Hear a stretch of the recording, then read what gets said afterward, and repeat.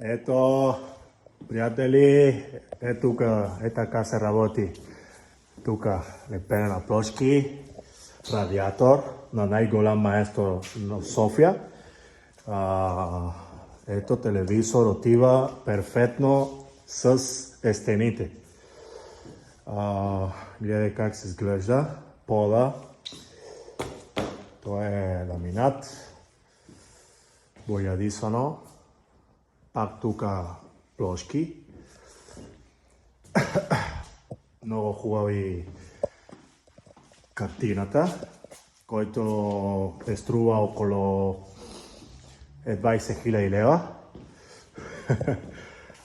Сега ще ви показвам баните. Ето, гледай огледало. Ето първата баня.